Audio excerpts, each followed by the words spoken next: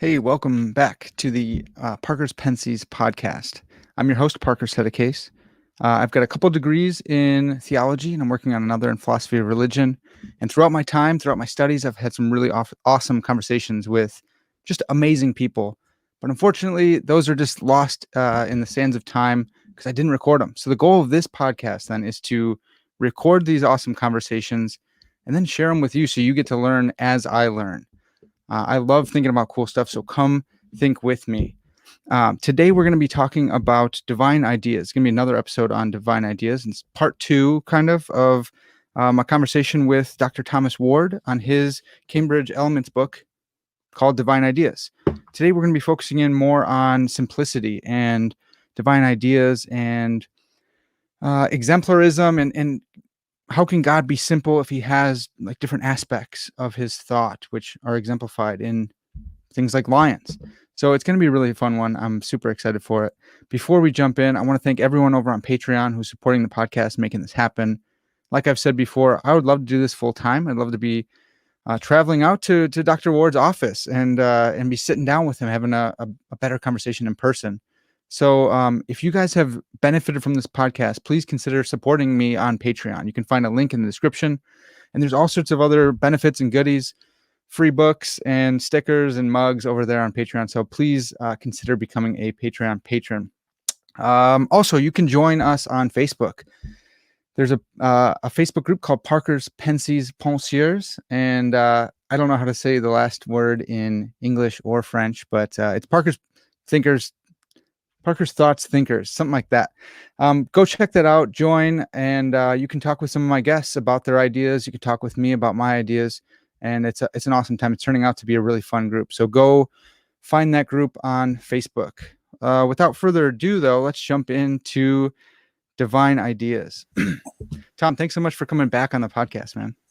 Thanks for having me, Parker. Yeah, so last time we had an amazing conversation, and I asked you about all the weird stuff that your view entailed, and it was so great. It's I've been thinking about it a lot, but we read your book in Paul Gould's ontology class, and so I had another take on it, and I wanted to ask you some follow-ups on simplicity because we didn't get to hit that last time. But for those who haven't heard the first episode, you should go back and listen right now. But maybe we can give them a little refresher. Maybe we could start with just a primer on your view, your exemplar view, and we could start with why can't God make stuff up? And you give a kind of a dilemma for at least the conceptualist who says that God can just create stuff out of nothing, just come up with brand new ideas. Yeah, this make stuff up view is actually a view that I myself was attracted to a few years ago. It seems to be very God honoring. We ascribe to God in that sort of view this incredible creativity, not just to be able to create a world ex nihilo, as Christian theologians have always maintained, but to think up concepts, as it were, ex nihilo, that is just brand new, utterly original. What eventually led me against that view, and I try to spell this out in the book a little bit, is that is basically reflection on some lines from Brian Leftow's book, God and Necessity, that ended up being compelling to me on this point. So the basic idea, kind of adapting a thought of Leftow, is that if God does make up a concept utterly original, he can't intend to make up that particular concept. So, imagine the God's concept of the giraffe.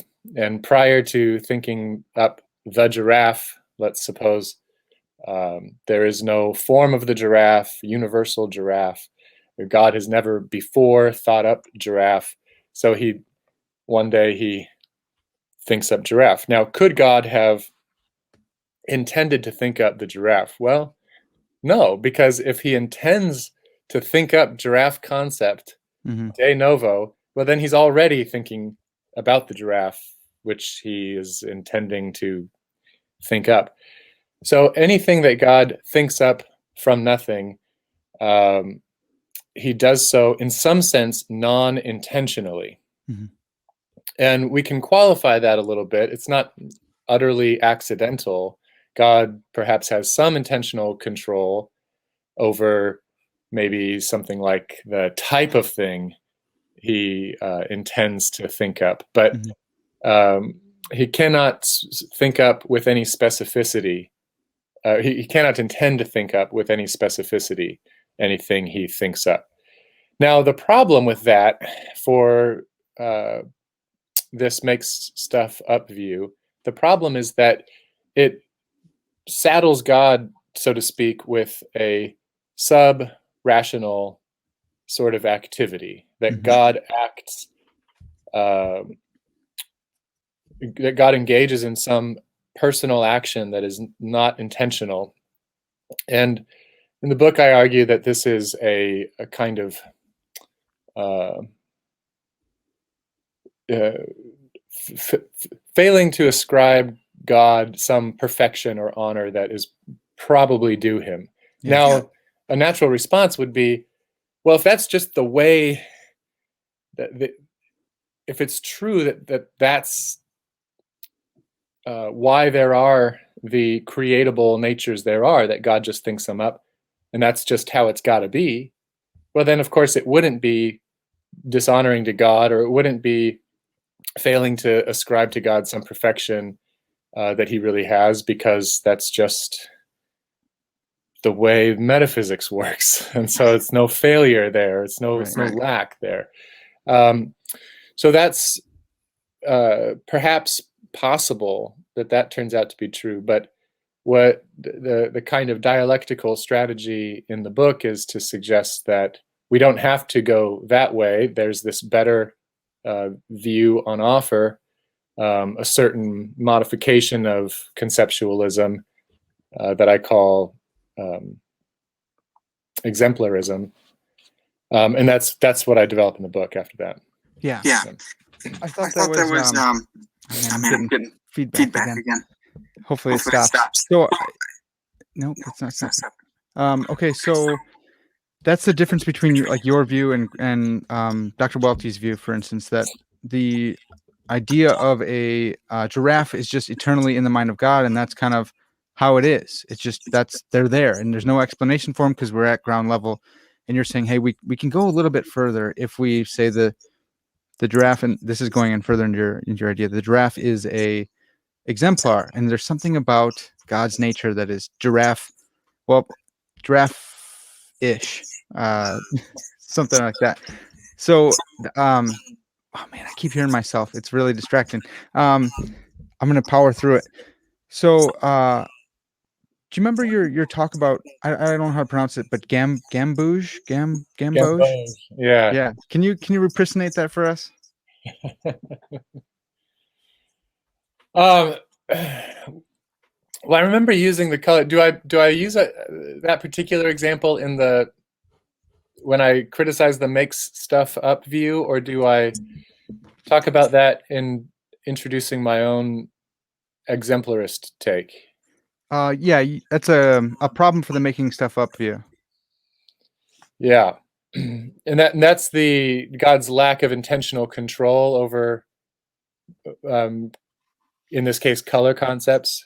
Yeah, so he's just you say suppose for example that gambouge is a color just thought up by God, answering no to no eternal exemplar either in God himself or in an abstract realm. On this supposition, if God hadn't just made up gambouge, would not so much have even been a possible color for things to be. Yeah. Yeah. I love that. Yeah, it's super interesting problem. And it's super interesting to think that God has like even color, like exemplarness. Yeah. I mean, this is one part of the view that um, some readers have really balked at, that it makes God out to be too earthy or too creaturely, and I'm certainly sympathetic. It's you know, the strategy here is not it's nothing like hey, how can I develop a conception of God on which he is as creaturely as possible? You know, not in the least. It's instead it's thinking through some of the what I take to be kind of theological or religious guideposts or constraints on a God honoring or worshipful doctrine of creation. So on the one hand, I reject the what I call this mix stuff up view for reasons already discussed, and then you might think a happy alternative to that is that there are abstract objects, universals, and so on, and God gets his in this giraffe or Gamboge concept by being cognitively in touch with the whole abstract realm. After all, if God is omniscient, he would be perfectly cognitively in touch with the whole abstract realm, and now I'm against this view that there are abstract objects, not for any nominalist considerations. I mean, as far as that goes, my inclinations lean realist more so than nominalist, but instead I reject the conjunction of abstract objects and theism because it seems to me that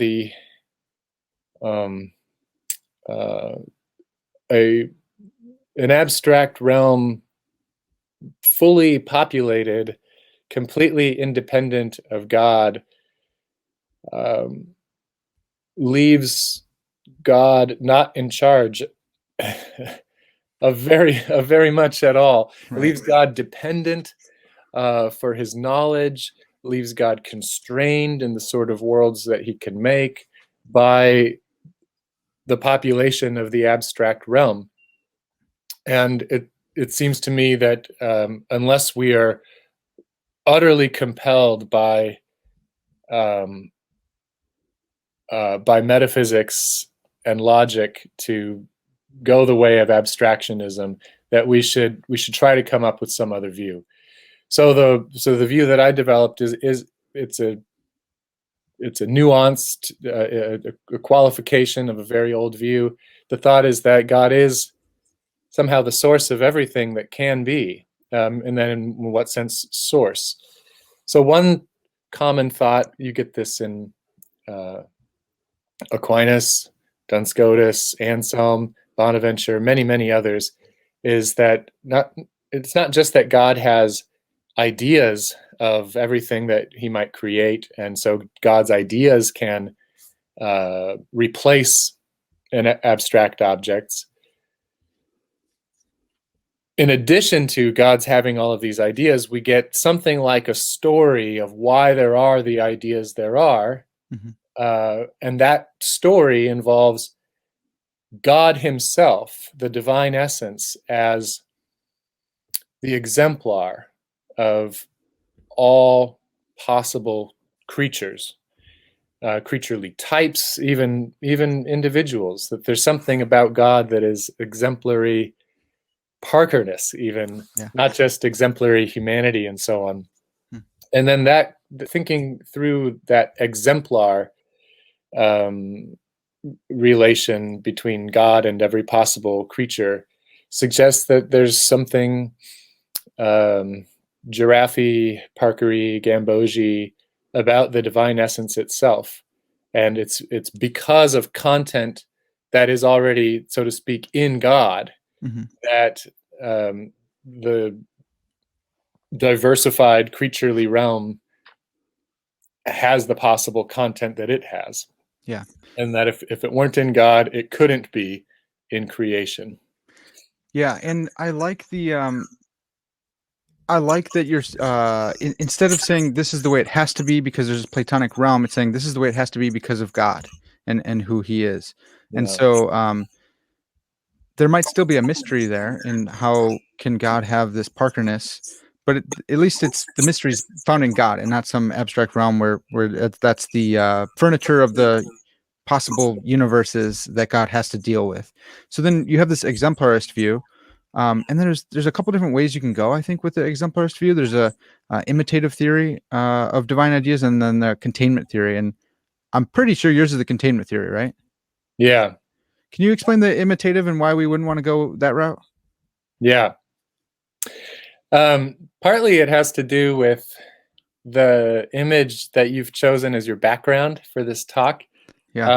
I don't know, for those watching, I don't know if you can see the prism in the background, or for those listening, you won't be able to see anything, but it's a pretty famous prism image, the clear crystal prism with the light shining through it, and then the rainbow light jetting out. So now you think of this, think of the white light as the divine essence, right? And then think of the colored light as that one essence refracted into this multiplicity. And so the colored lights can kind of represent different ways that creatures can be. And the white light represents the divine essence. So the diversified creatures somehow come from God. So whatever creation is, it's in part that activity by which God refracts himself. Obviously not diminishing in any way what he himself is. God himself is not being broken in the act of creation, but so the analogy is limited, but you can see how it goes. And I think it's a beautiful image of creation and of the relationship between creatures and God. But one problem I've always had with the image is that the prism itself is not God, Mhm. and it's not a creature. I mean, if it's a creature, then it can't really work. And it's That's right. because it's the colored lights that are supposed to be creatures, but the prism isn't the colored light. The prism is that by which the light is refracted into the colors. So there's this mysterious third thing, neither God nor creature, that would function as the prism. So if we were taking the analogy metaphysically really seriously, what would play the role of the prism? Now, maybe the second person of the Trinity with respect to its personal property or something like that. But I haven't thought through all that. Oh yeah. But the thought here in rejecting this prism analogy because the prism is this third thing that is too mysterious, I say the imitative view of exemplarism has to hold that there is something about an imitation of God in virtue of which it really does imitate God, Mhm. but then something else about it in virtue of which it imitates imperfectly or to a limited degree. So when someone like Aquinas says that God's idea of a creature is God's idea of some way in which he may be imitated, my concern with that is that while it may well be true, and I do think it's true, in fact, that every possible creature imitates God in some way, I don't think that God's knowledge of that possible creature amounts to his knowledge of the way in which he can be imitated, because the thing that's supposed to be doing the imitating has to have something about it that is in virtue of which it imitates God, something about it in virtue of which it's not imitating, in which it's not like God. The difference between the imitation and the thing that's imitated, there has to be some difference. And so what is the difference? God has to be aware of the difference and not just the similarity between a creaturely idea and himself. And if he weren't aware of that distinction between the creator creature distinction in a particular thing, that would mess with his omniscience, right? There'd be all this stuff that he doesn't know, tons and tons of stuff that he doesn't know. Yeah. Okay. Yeah, I think that's right. So what the Thomist does basically is says in general, relations, and imitation is a kind of relation. In general, relations depend on their non-relational foundations. Okay. Relations relate things that that themselves are not relations. And so here in the imitative theory, we would say, ordinarily, if we don't have a very special case, we'd say there's the thing, and then there's the relationship of imitation that the thing has toward God. But Aquinas's view seems to be that that there is no distinction here between the thing and the imitation of the thing. That God's idea of a possible creature just is the idea of the imitation. Now, there's at least one context in which Aquinas seems fine to say that a relation and a thing can just be the same thing, and that's in his Trinitarian theology. The relations somehow constitute the divine persons as persons, and that's, of course, a very special case. In this imitative theory of God's ideas of creatures, Aquinas doesn't explicitly say that he needs a similar kind of move, that God's idea of a creature just is God's idea of a relation, and here it's okay that things and relations are exactly the same thing. He doesn't say that, but you might think we're open. I mean, it's open on Aquinas's view to say, well, here's yet one more instance in which relations and relata have to be identified with each other. But I'm not convinced that we should go there on this particular issue. So the containment theory, by contrast, I think on this point at least, is a little, I almost said simpler, but that opens a can of worms that I think we're going to open in a couple minutes here. Right.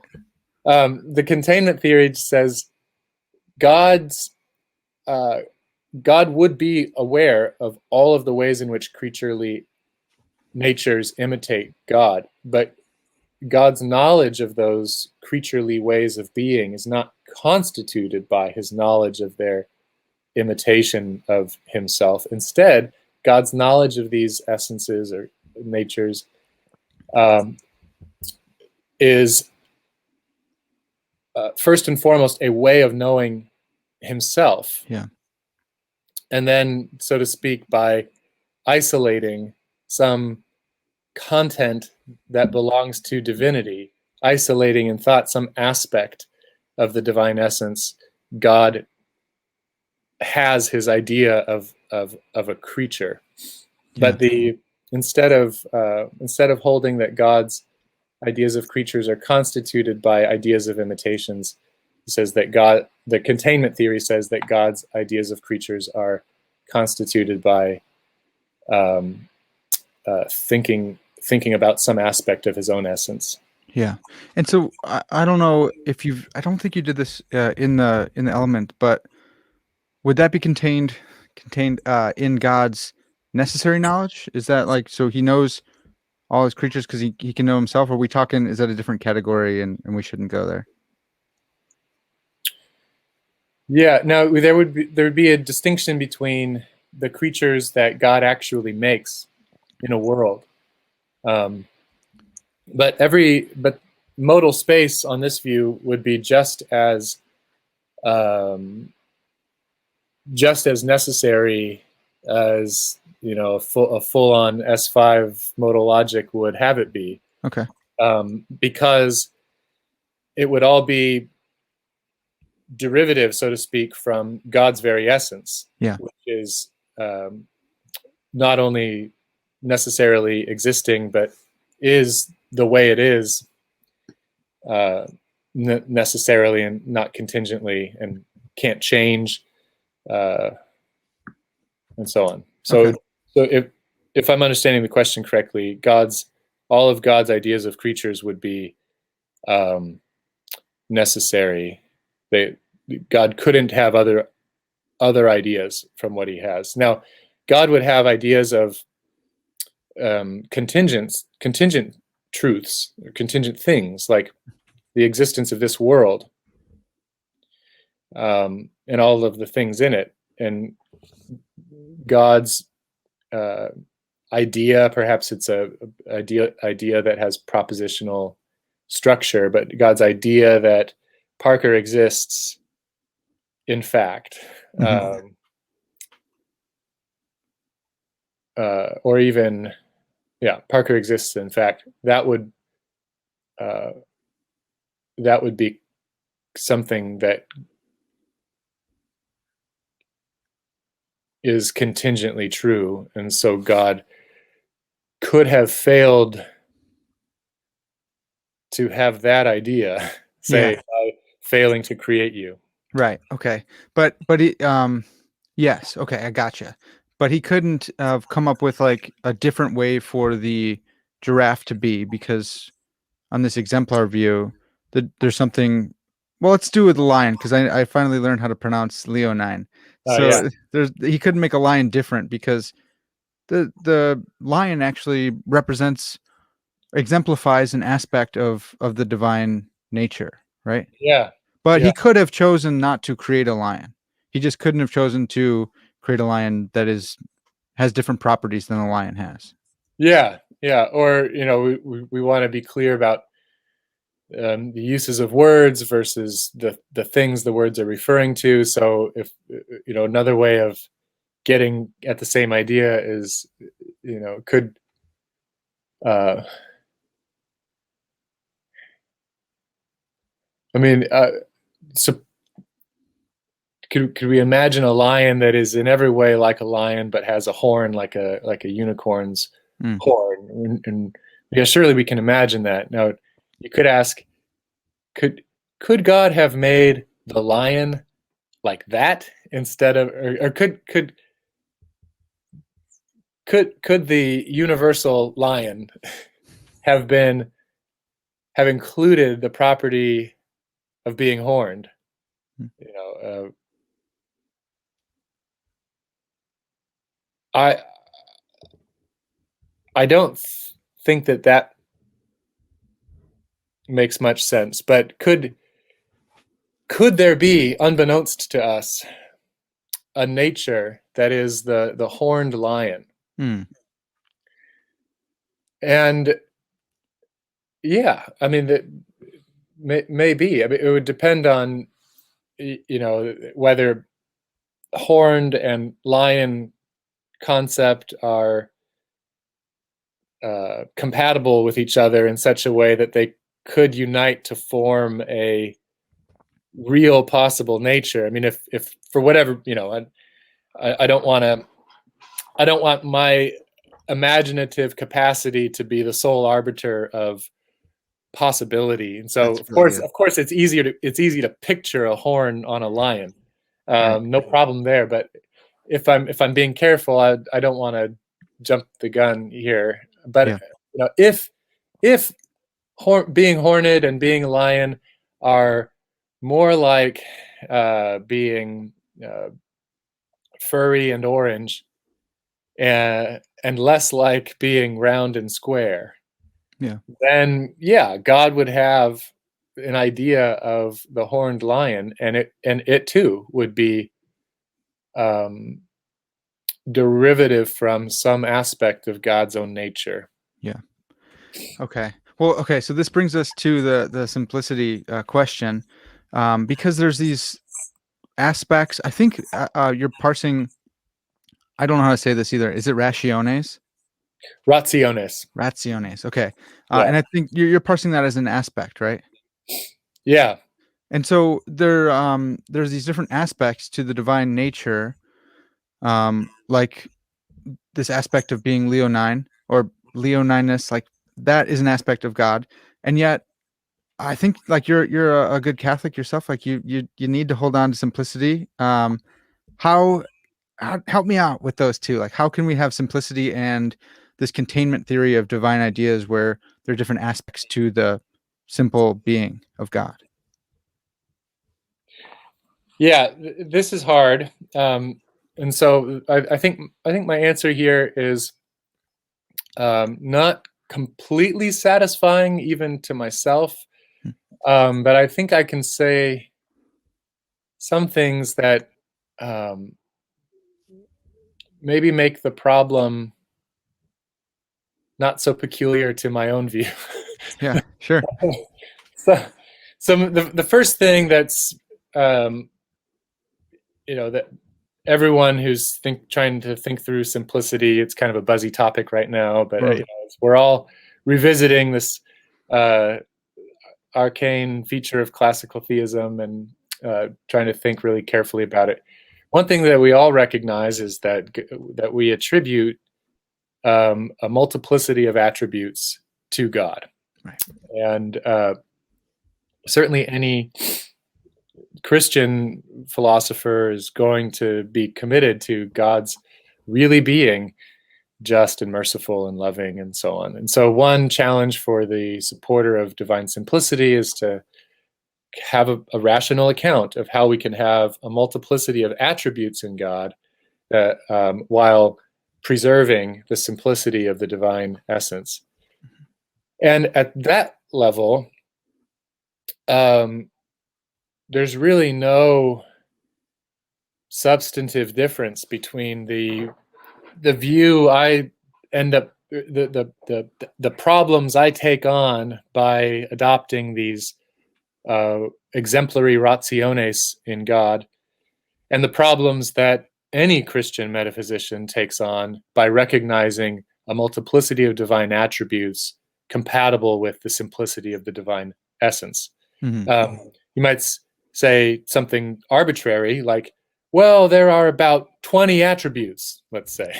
But on your view, Ward, you end up with like a bajillion rationes. But that really doesn't matter for simplicity. Right. Because if you have two parts, you don't have a simple thing, Right. on a common way of understanding simplicity. And so, and likewise, if you have a bajillion parts, you don't have simplicity. So I'm not, in that sense, I'm not too concerned about the implications of the view for simplicity, just the sheer number of these rationes or aspects or formalities. So that's that. But I am concerned. I don't know how to make simplicity make sense, and I don't need it to all make sense, Mm-hmm. but I need it not to feel like I'm saying contradictory things when I Right. think about God and speak about God. So one thing that I've been very moved by over the years is the way in which Aquinas develops his doctrine of divine simplicity as part of his via negativa. Mm-hmm. That we have a positive word, simple, that we can apply to the view, but Aquinas himself thinks that we arrive at simplicity as a negation. So as a negation of what God can't be, Right. given other things that we're committed to God being. And most importantly, for the divine simplicity discussion, given that God is the unmoved mover, it falls out that he can't be composed in any of the senses or modes of composition that Aquinas recognizes. Yeah. And if you can't be composed of any parts, and you can exist and do exist, then you exist without having any parts at all. And so we have a word for that. It's simple. Yeah. All right, so that's how the dialectic is supposed to work. Now, notice how that's different from uh, doing some kind of back of the envelope perfect being kind of calculations. You're like, okay, what's better, simple or not simple? Right.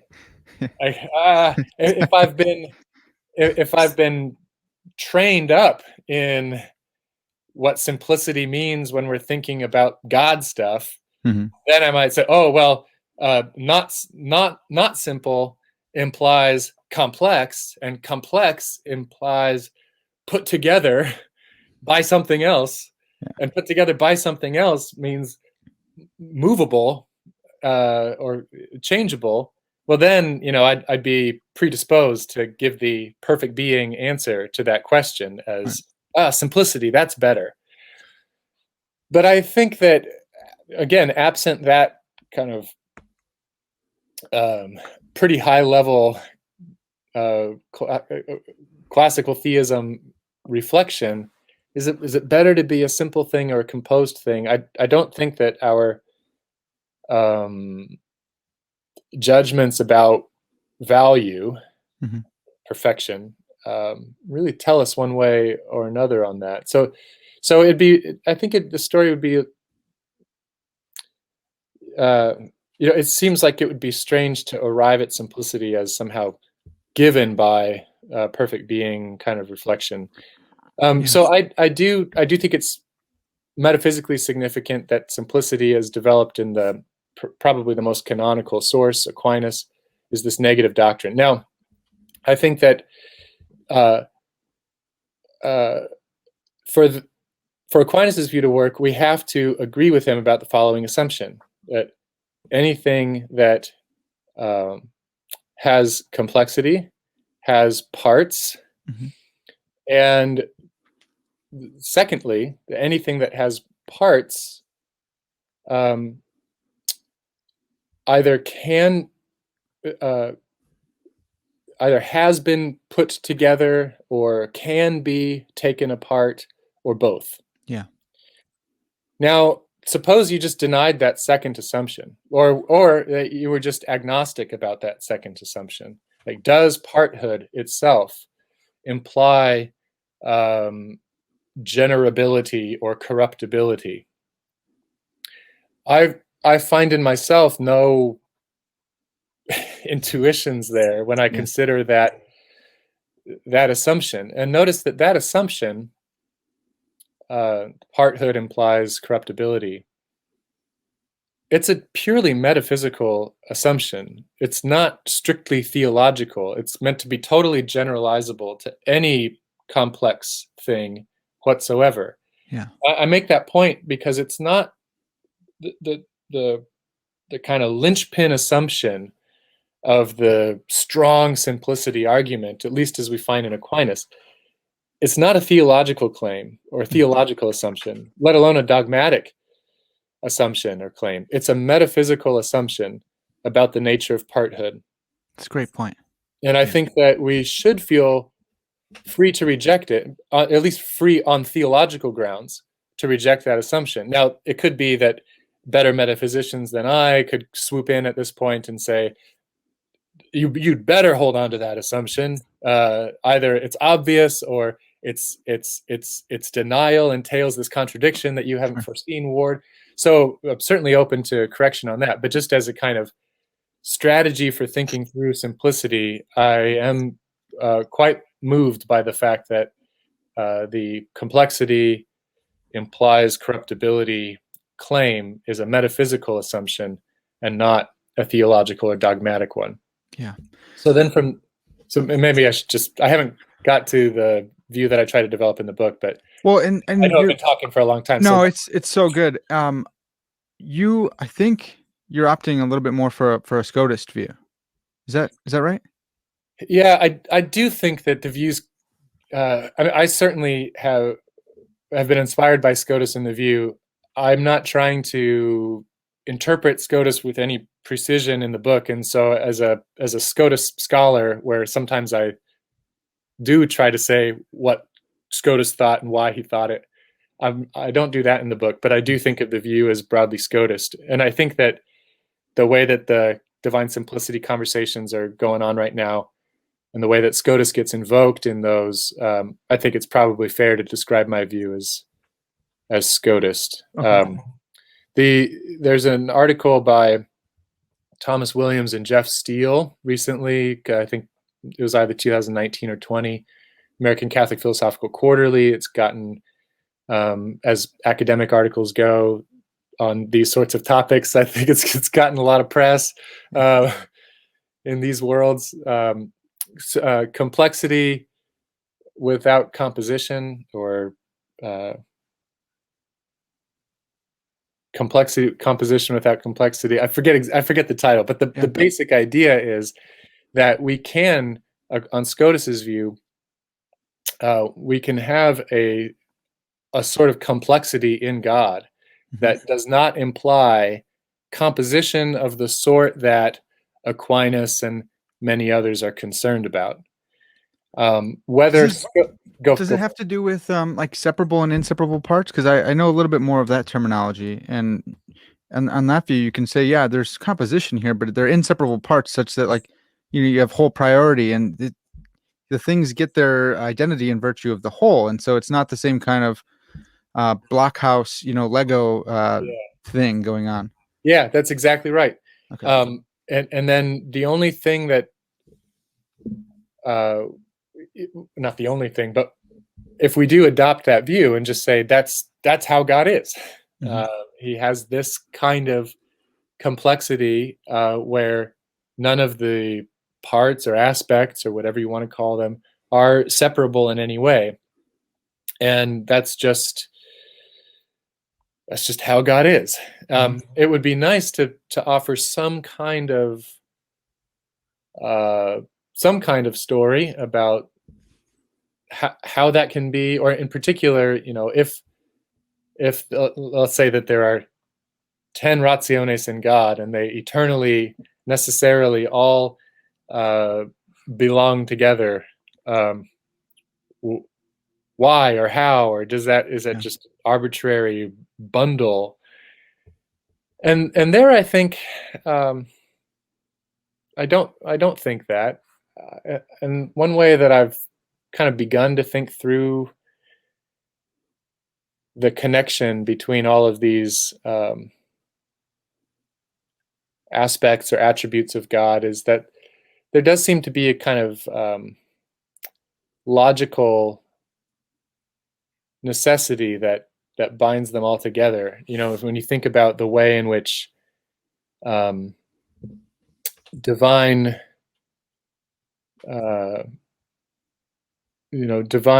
justice and divine knowledge seem to be really closely linked, because for God to be perfectly just, he would need to know everything that was relevant to issues of justice. Right. And you can imagine a really well-meaning judge who's ignorant about something, who simply makes a mistake, and there would be no lack of a will for justice on the part of such a judge.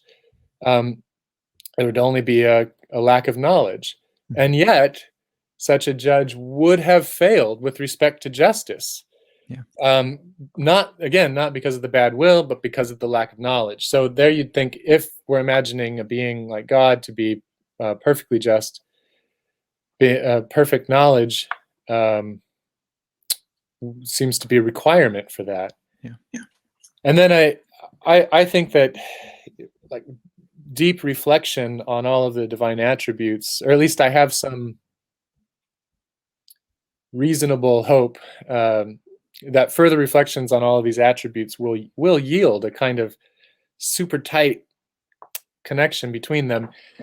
It still wouldn't be simplicity in Aquinas' sense, not by any stretch, but it would be a kind of explanation of the incorruptibility of a multifaceted essence like God's. Yeah.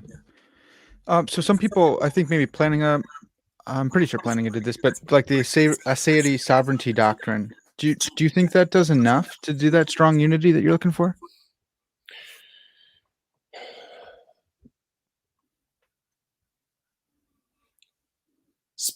Spell out how you're taking the strength to be Well, so maybe provided. yeah, maybe aseity is the thing doing that work, and so you say um, God couldn't be perfectly just if he's not ase. If he's got to find. There's kind of an exemplarist move here too. If he's got to look down the corridors of time, or if he's got to find something out right outside of himself. So maybe aseity is the thing that is this strong cohesive element. Yeah, that's nice. I haven't thought about that.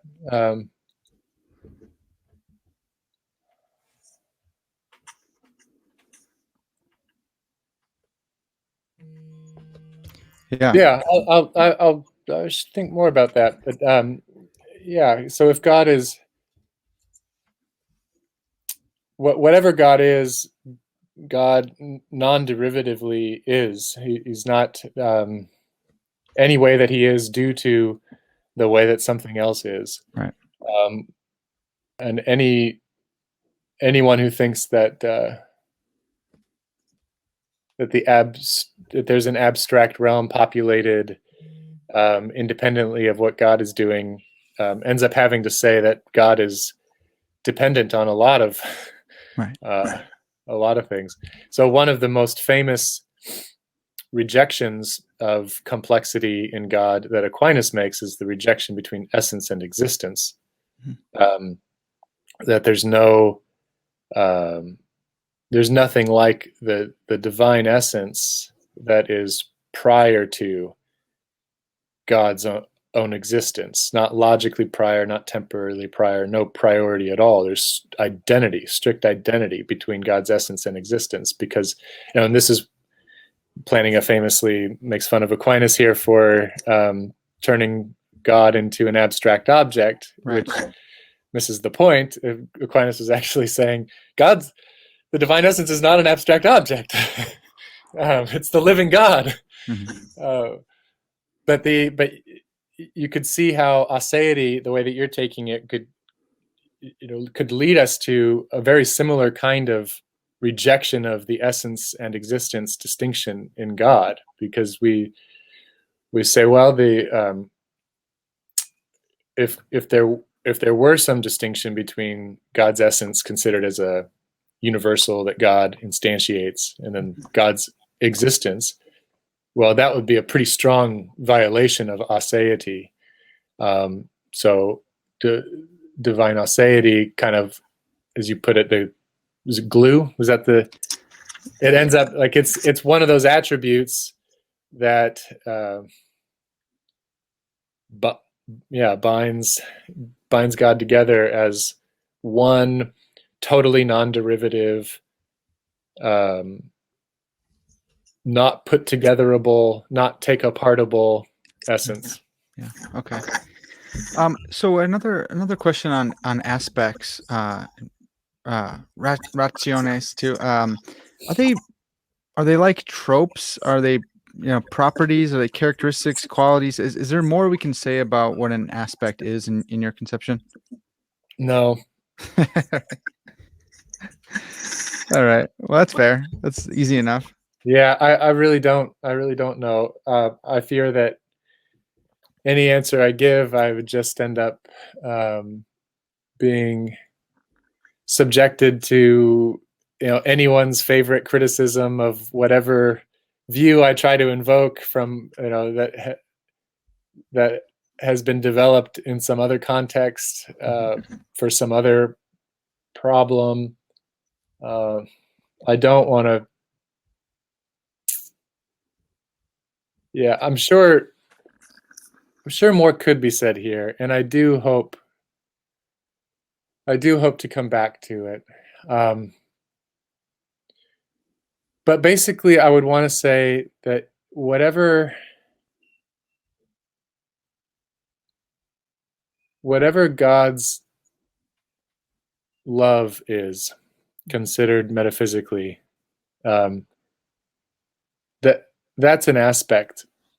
That's an aspect of God. And so however you want to construe the traditional divine attributes that everyone agrees God has or is, that's how I want to construe all these other rationes. Okay. So how about divine ideas? Are they for you? Are they concrete? Are they I would assume they're probably concrete because God's not an abstract object, and if we do have some sort of divine or strong unity, that's gonna. So are divine ideas concrete? Yeah. Okay. Yeah. I mean, it's just in this sense, just like all of your ideas, ideas considered as modes or qualities of your mind. Of course, they're all concrete things, and so in God as well. Now they can be they can have a universal aspect or quality, in the sense that they're ideas of things that are shareable, general. So in that sense, they are ideas of universals, or ideas that you say the giraffe is God's idea of the giraffe, the universal giraffe. No, it can't be that, because the idea of the giraffe has all and only giraffe content. But the concept of universal giraffe has giraffe content plus the content of being universal. But being universal doesn't belong to giraffe as such. Witness any particular giraffe you might encounter at the zoo. Yeah. That's, Aquinas makes that point. I think it's a really nice point. He makes it on Being in Essence, where he's trying to distinguish between what belongs to giraffe as such from what belongs to the universal giraffe, or even a concrete material giraffe. But in this case, I think the point holds. So, God gets his idea. One of God's aspects, or one idea that God has, is the very idea of universality, a one over many. And there we could probably say that, well, God's from eternity a trinity of persons, one essence shared by three divine persons. So there's something about the structure of divinity itself that yields an idea of universality. So by having the giraffe content in mind and universal content in mind, these are combinable as universal giraffe, and then we could have a kind of idea of a universal. Now, does God think like that? I don't know, but it's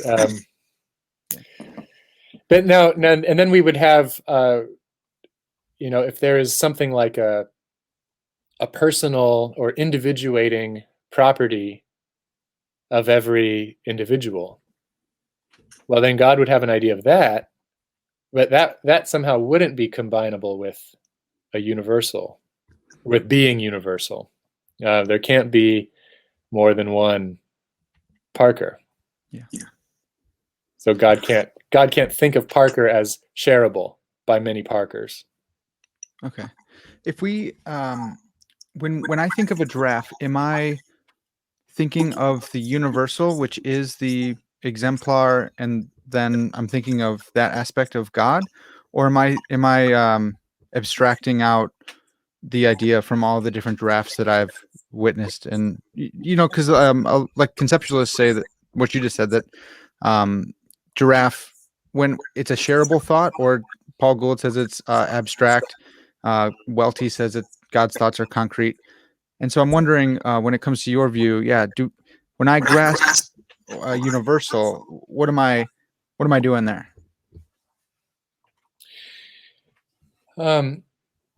The example, or the two choices that you gave 20 seconds ago, suggested it's a question about how I get the idea in the first place, like how I acquire concepts like giraffe concepts, or Yeah, I gotta.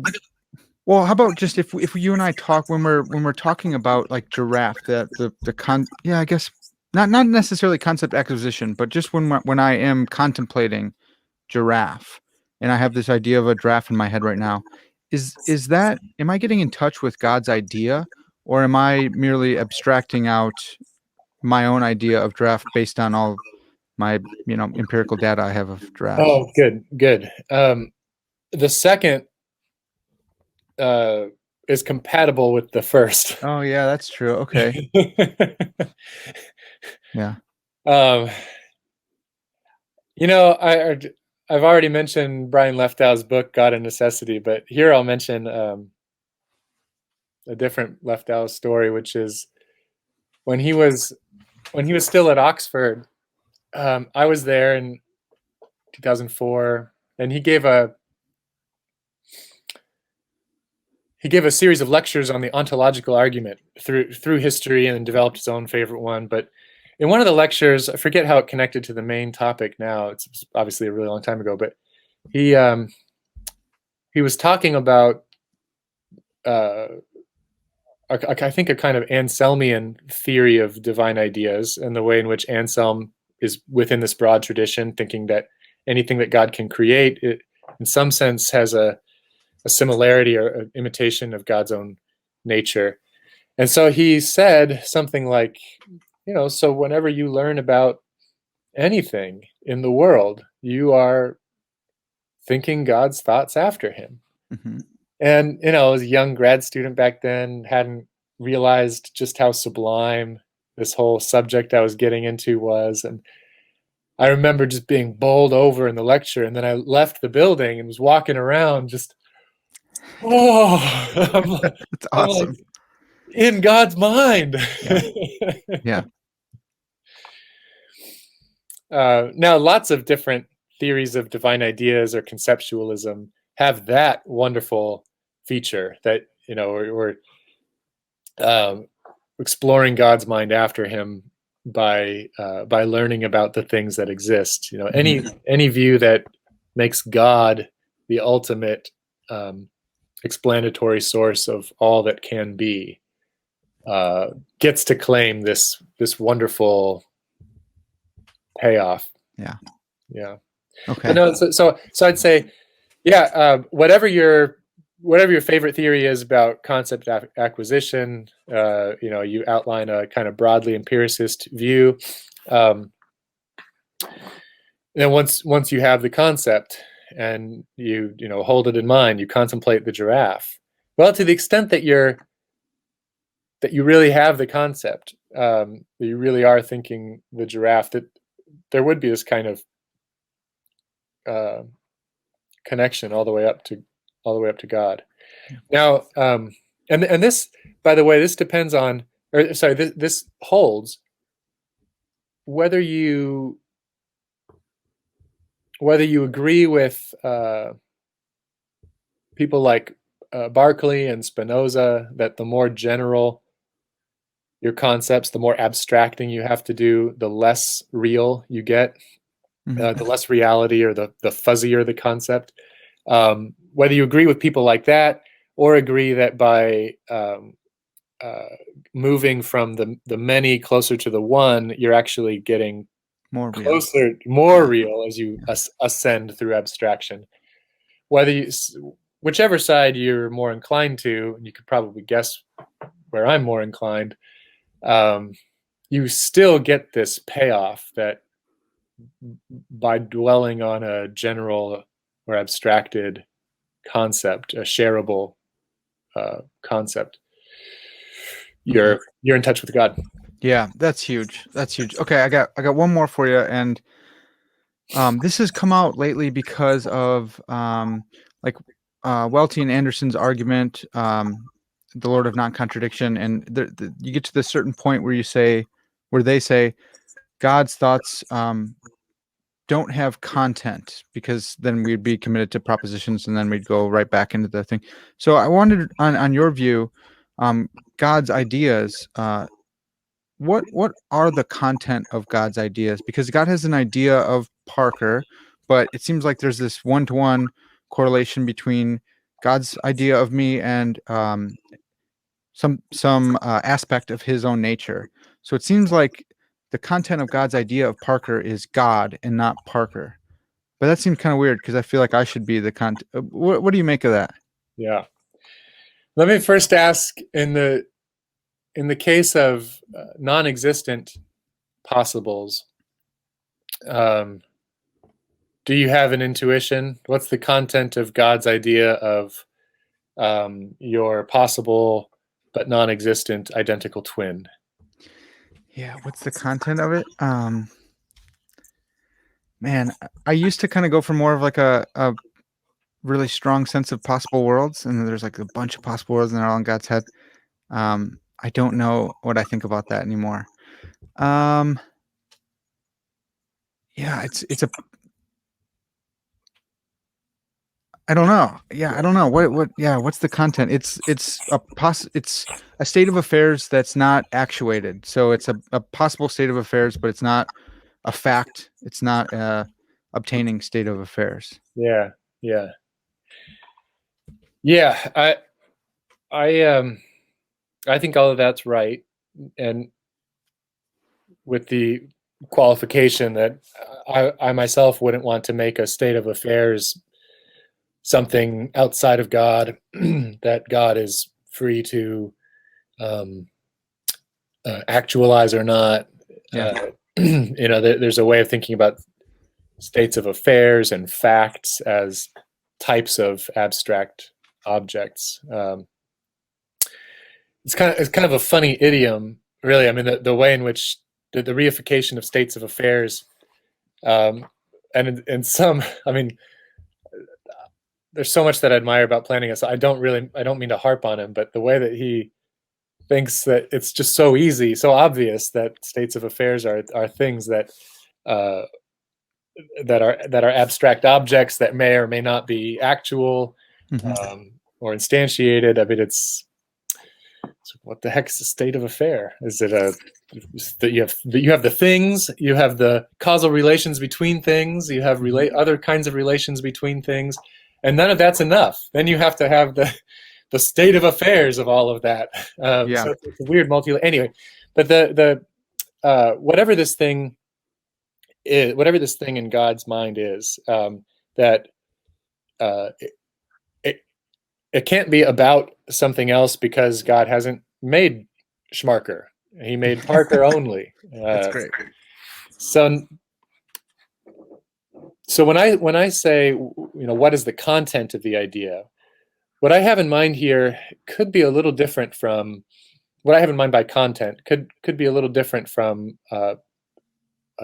contemporary idiom. And so I would wait to see whether my view is contradicting Welty's view on this point. But what I mean is something like this: that there are, in God's idea of Schmarker, your possible non-existent twin brother, there are a variety of ways that things can be that somehow make up that idea.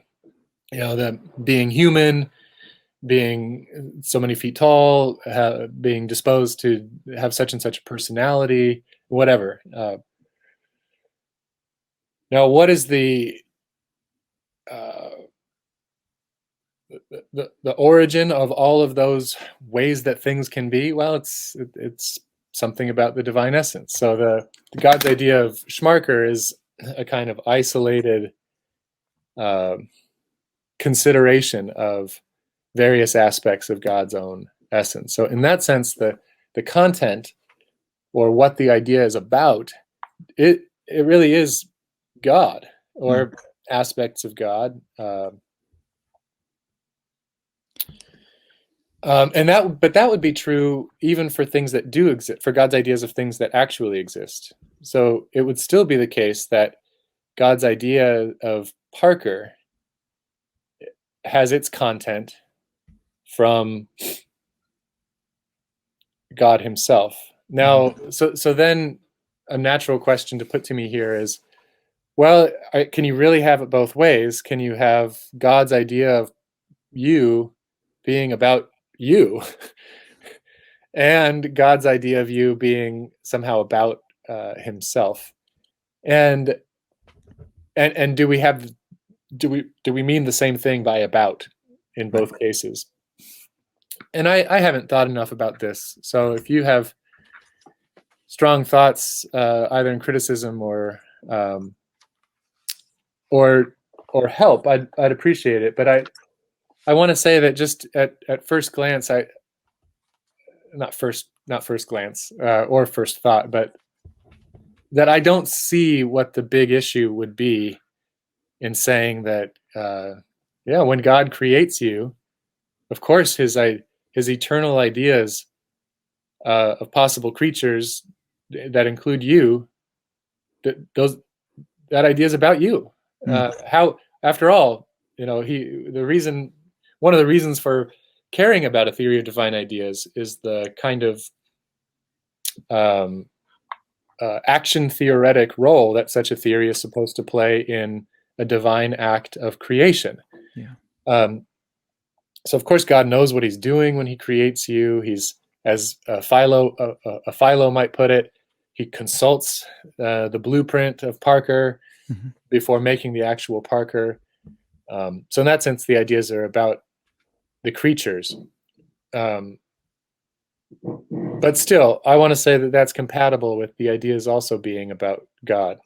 Yeah, there's I just took this intensive philosophy of mind class with Brandon Rickabaugh, and he talked about dual intentional states. And so there's like, you have this, you're looking at a tree, and so the aboutness, the intentionality is directed at the tree, but it's also curved back on yourself because there's the what it's likeness if it's a phenomenally conscious state. Yeah. And so I wonder if we might do something there with like a dual intentional state, that like God's idea about Parker is directed at me, but also about himself because I am the product of his divine acting on his divine idea of Parker. And so maybe something there. I don't know. No, that's nice. And we might be able to get a cool theory of God's love for all creatures off the ground here. God is aware of himself in the creature. He's necessarily a self-lover, and so loves creatures, perhaps among other reasons, but loves creatures insofar as they are like himself. But yeah, I think that the dual intention is promising and sounds, at least at this level, compatible with what I want to be able to say. Awesome, man. Well, this was super fun. Thanks so much for going in deep on this stuff, especially the simplicity. I know it's a really tricky thing right now, and bringing up Scotus against Aquinas can be really deleterious in certain circles. So I appreciate you going there as well. It's been so much fun, and I can't wait to talk about some more of your work sometime. So please come back and please talk about more. Before we leave, though, where can people find some more of your work if they want to hear from you or read your stuff? Oh, thanks. So I do have a website, thomasmward.com, THOMAS. And I have I think I have my papers up there, information about stuff I work on, and then a blog that I sometimes write. But thanks, Parker, for having me on. And if I could just take like 30 minutes to say something about all this, I care a lot about this stuff, and I, as a philosopher, you try to follow the argument wherever it leads, however deleterious the consequences. But I also in talking through this stuff, especially the further away I get from the actual writing of the book, Divine Ideas, and I'm struck by just how hard this all is, and how the kind of the grind of academic life can make people maybe a little more glib than they really think about, than they really are about all this stuff. Um, my perfect account of simplicity, or my perfect argument for why there can't be abstract objects, and I'm just slicing and dicing and ruling out stuff and ruling in other stuff, and there's a kind of MO of breezy confidence that I think academic philosophy cultivates in a lot of people, and I sometimes see that in myself, and but I'm personally at work trying to uproot that, out of recognition that the stuff that we do, I mean, in metaphysics in general, but especially in thinking about divine things, it's so high above what we're ultimately capable of. I think, apart from a gift of insight. And so we work hard. This is not skepticism about rationality by any means, but maybe just a kind of expression on my own behalf that while I've written about this stuff and taken stands and said that people are wrong, at the same time, I really do recognize that I could be wrong about all this. Yeah, man, I really appreciate that, and I appreciate the way you do philosophy. I've told you this before about you bringing in Iluvatar and stuff like that. It's fun. And I like that you still want to have fun with philosophy. But then again, what you just said is it's so helpful for guys like me. I'm studying this stuff now. I'm writing my paper on divine ideas for Paul Gould this semester in our ontology class. So Awesome. it's just so good to hear that you say that. So if you're saying that, then I can say that, and I can say, look, I don't know everything, and let's have some fun with this, and let's put out what we think is true. Let's not anathematize people too hard too quickly. There's probably still a place for that, but let's not do it too quickly. So I definitely appreciate your spirit and the way that you do philosophy. So thanks for being an example to guys like me. Yeah. Well, thanks for saying that, Parker. You're welcome.